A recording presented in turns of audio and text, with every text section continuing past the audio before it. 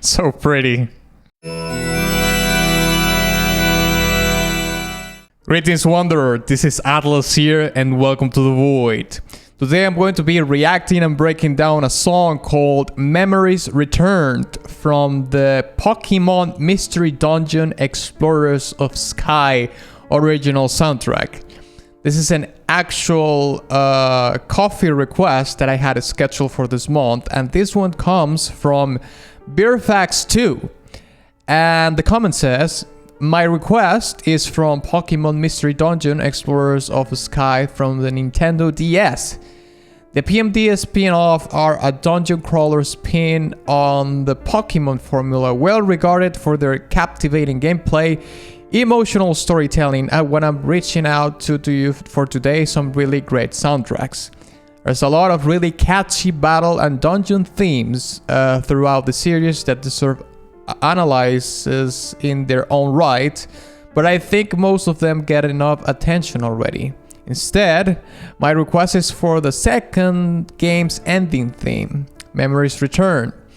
Without spoiling anything, this game concludes on an emotional roller coaster, and this song fits the final stretch of it absolutely perfectly. I'd love to hear your take on it. Well, Beerfax2, thank you very much for your request, and of course, your incredible support.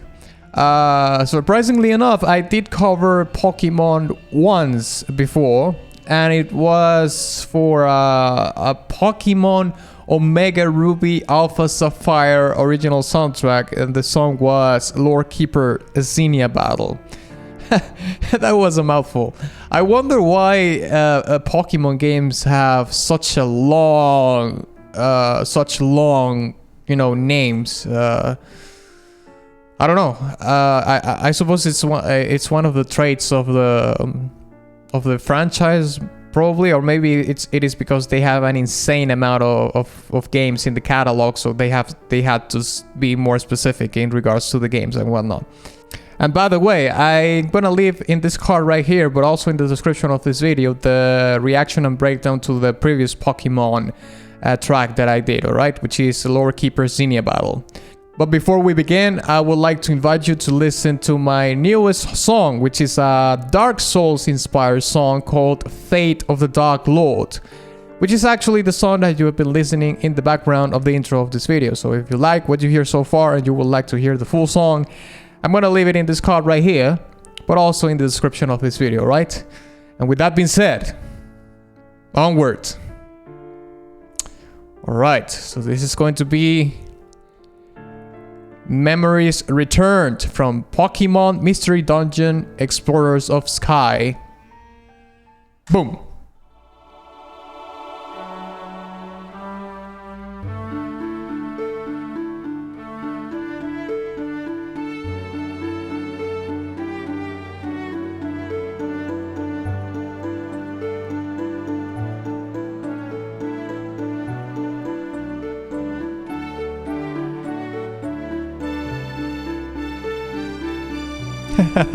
So pretty.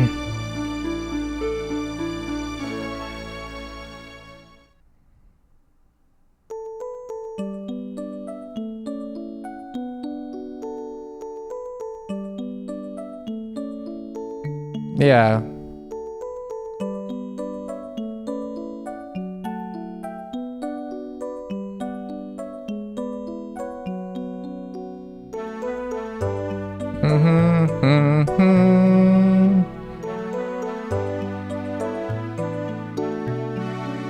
That's a great melody.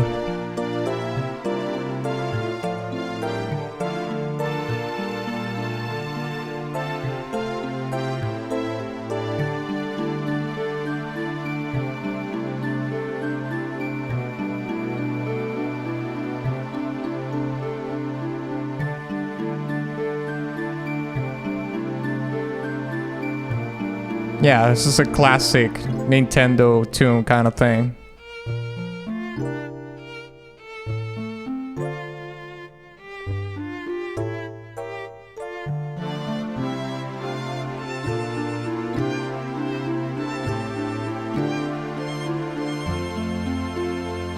I wonder what instrument was that, the previous one.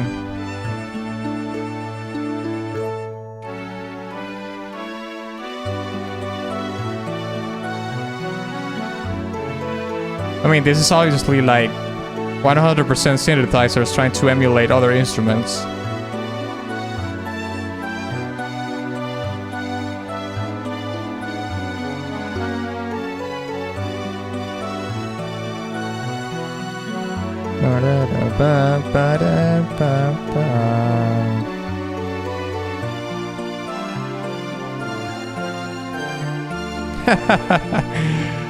Oh, this is crazy.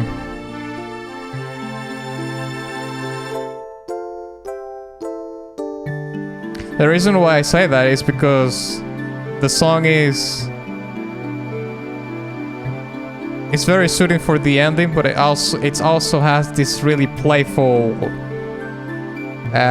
layer to it. It sounds very playful to me.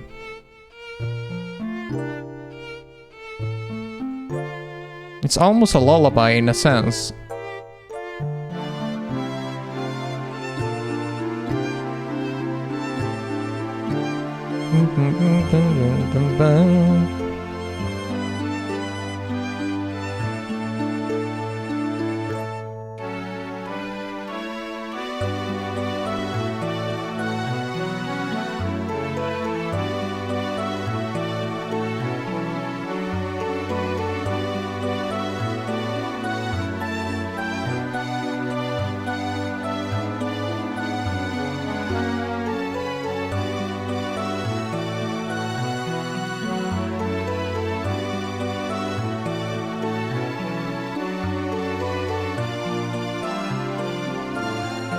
I really like the balance of the sounds of the different patches, you know, of the synthesizers.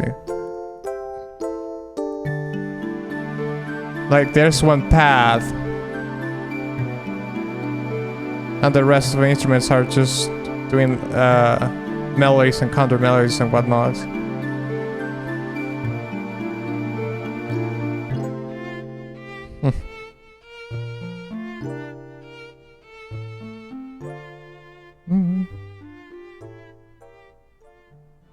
And it's a loop. Okay, there we go. Yeah, this is one of those classic stripped down synthesizer based you know, kind of Nintendo tracks. Very what's the term I'm trying to look for? Yeah, like that. It has that playfulness, you know, that juvenile or even like children playness, if that's a word, imbued in the track. So in the breakdown, we are going to be talking about, you know, the space and the playfulness that there is in the track, and also the fact that it is simple, but at the same time conveys, you know, the whole storytelling of the ending of the video game and whatnot. So let's break it down.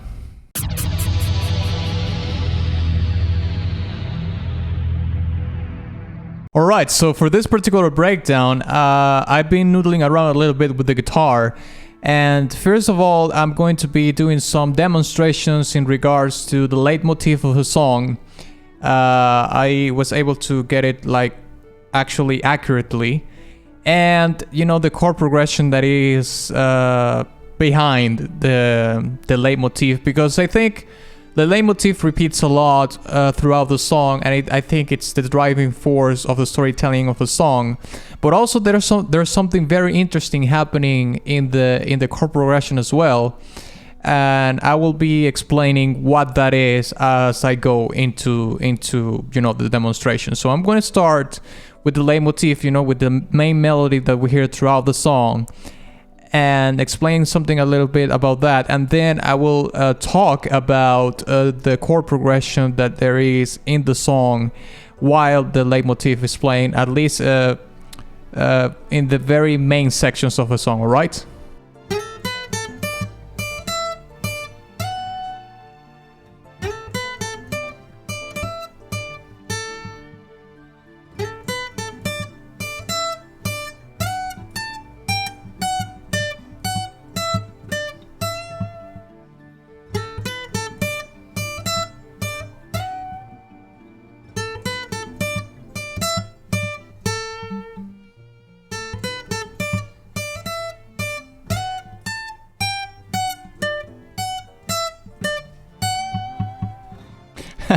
All right, so as you can see, apologies, as you can hear there, that's mainly the whole leitmotif of the song.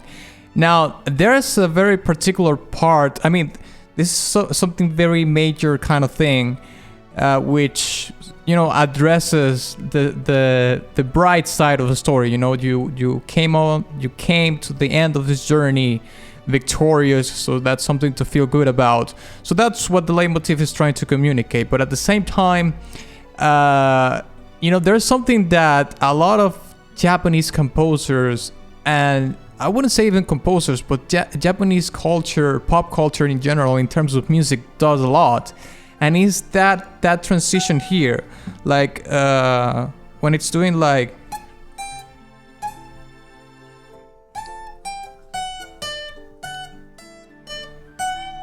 that note right there.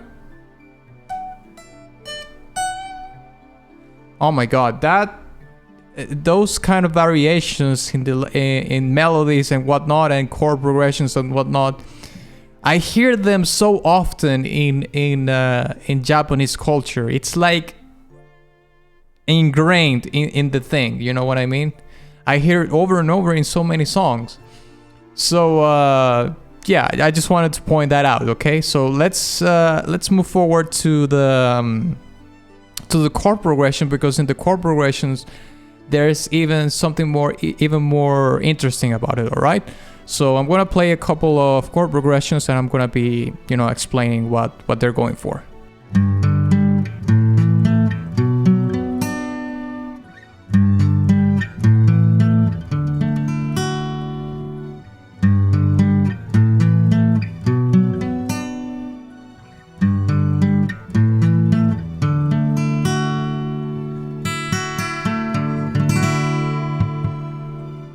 Alright, so let's see what's happening in that chord progression, okay? Because that's like the first one that we hear, and then it switches it up a little bit, which I'm going to be demonstrating later, which gets even more interesting. But the thing is that the chord progression here, it's like a G, G, A, and B minor.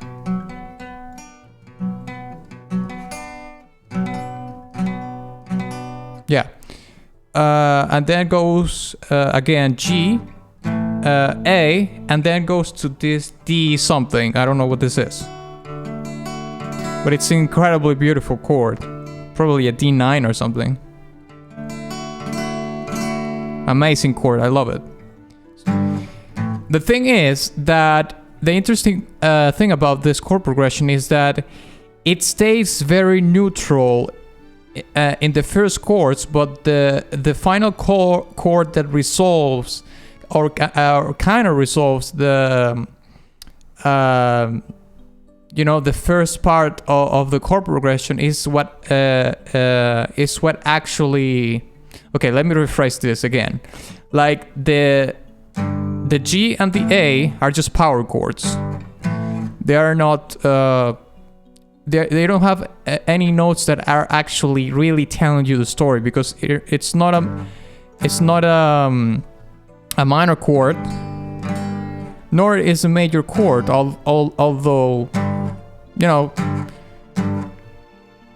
on paper you could say that this is major, but it doesn't really have like the note to resolve it as a major chord. So to me, this is more of a neutral kind of chord, you know, the power chord. It's just a power chord.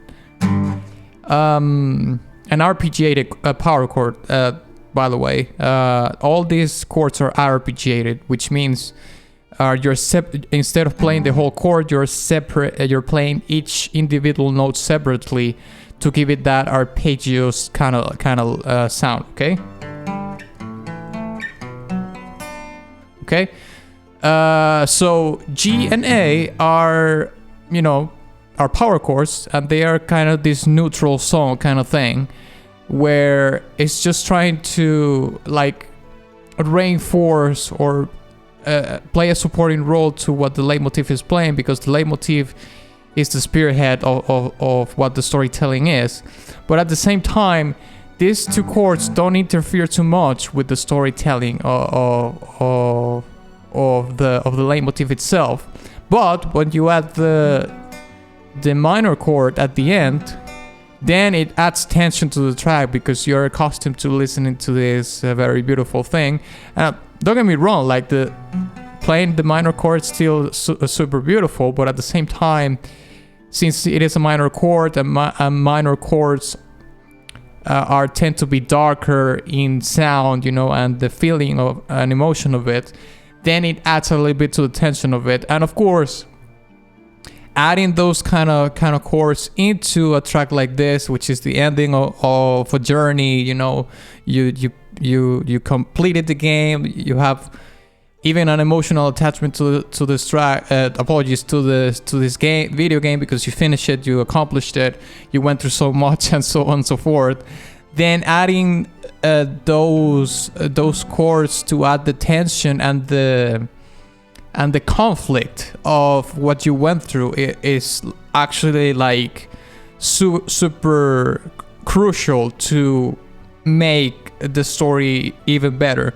And it's just a simple change in the chord progression, you know.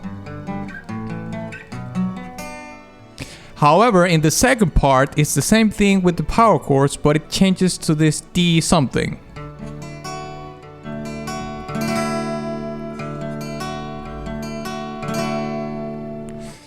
And as you can hear, that chord is really, really beautiful. It's super, I don't know, the feeling that you get from the from the chord, it's more uplifting, let's say, right? It's very different from playing this. That's kind of dark, isn't it? Because it's a minor chord, it's a darker tone. The minor chords are the dark side of the forest or something like that. But these kind of chords, you know, the major ones and these kind of things, they sound so beautiful and so harmonically pleasant. So just in the chord progression, you can hear that there's a story within it, apologies, that actually complements the leitmotif.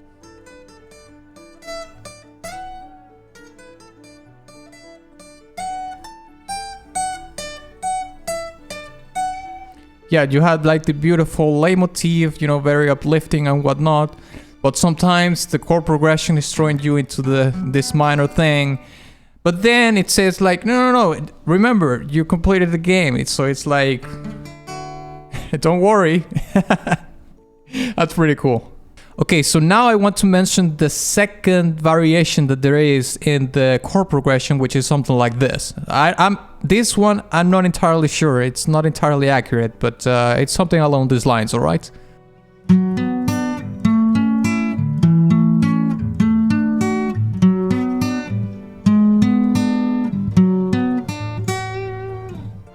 All right, so as you can hear there, there's, you know, a dramatic variation, you could say. I mean, in comparison, but it goes very much along the same lines as you heard before.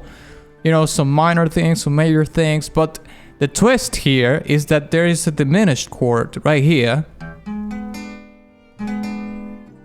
Like on the second part of the chord progression, it goes from this minor thing to this.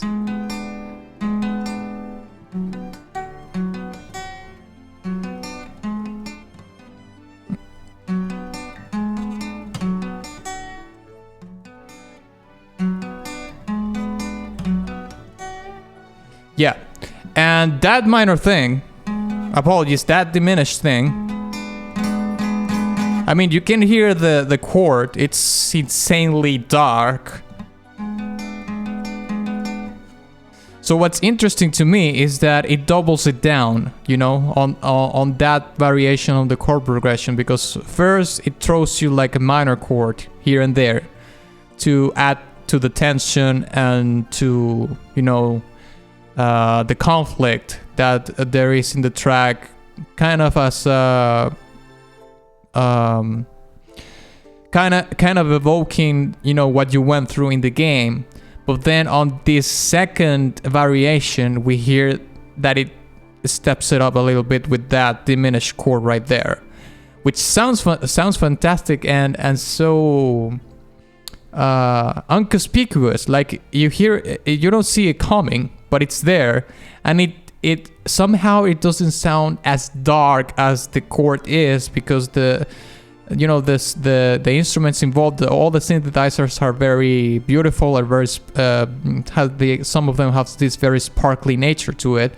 So that's why in a sense it doesn't get as dark as it could be, but it's still a diminished chord, so it's gonna add a lot of that conflict and that tension to the track itself.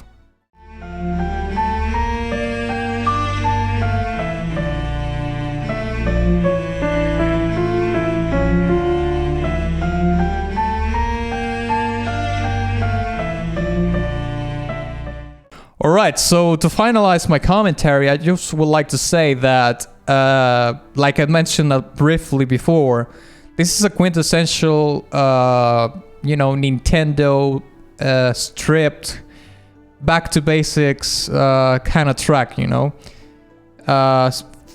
absolutely synthesizer based, of course, with a pad. You have other synthesizer patches there that are kind of trying to emulate like a harp or a guitar or something.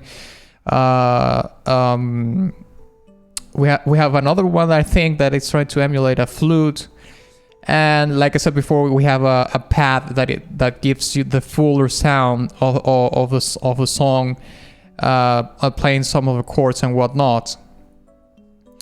And to me, the highlight of this song is the leitmotif of what's going behind it, like I already explained in the chord progression, especially the how it is crafted. Like, to me, the chord progression in the leitmotif was kind of the highlight of it, because I really like that neutral tone that it had, and then how it resolves on the ending chords, like having the minor chord to give you that tension and that conflict, and then giving you a brighter sound, a brighter chord on the second variation to keep it, dynamic on that back and forth, and that diminished chord that was insanely well put, I would say. And also, the leitmotif is really beautiful, like the melody and whatnot. So I think I'm gonna give this track a silver badge, a very high silver badge. Thank you very much for watching this video. If you enjoyed it, please give it a like and share it with your friend. Also, please don't forget to visit my Patreon, my Ko-fi profile, and my Ko-fi store in case you want to support my work further, and my Teespring merch shop.